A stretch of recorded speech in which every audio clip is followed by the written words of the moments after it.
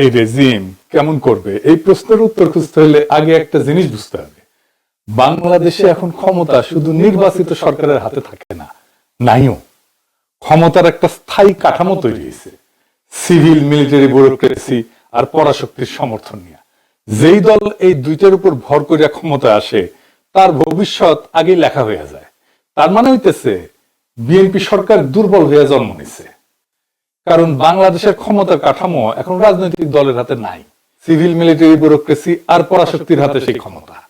BNP regime যেভাবে ক্ষমতা আসছে ঠিক 2008 সালে হাসিনা এভাবে ক্ষমতা আসছে, ব্যুরোক্রেসি আর পরাশক্তির হাতে সেই ক্ষমতা।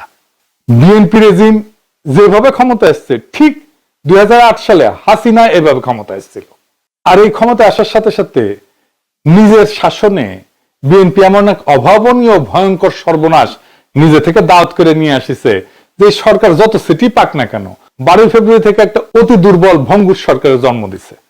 আর তাদের ভবিষ্যৎ সেদিনই লেখা হয়ে গেছে। আমি আগের এপিসোডে বলছি বিএনপি তার শাসনকাল কখনো পিসফুলি শেষ করতে পারেনি, শান্তিপূর্ণভাবে। ইতিহাসে নাই।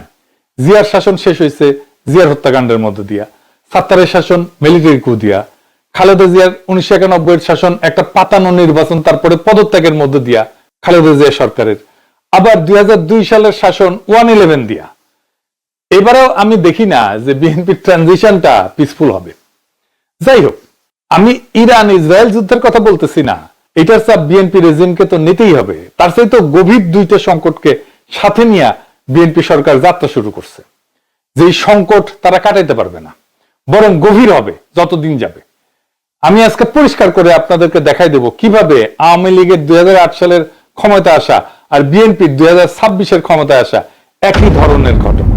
আর এর মধ্যেই লুকায় আছে বিএনপি সরকারের পরিণতি কি হবে।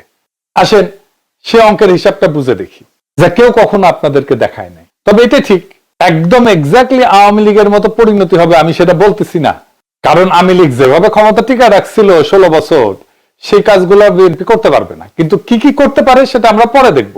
আসেন আগে আমরা দেখি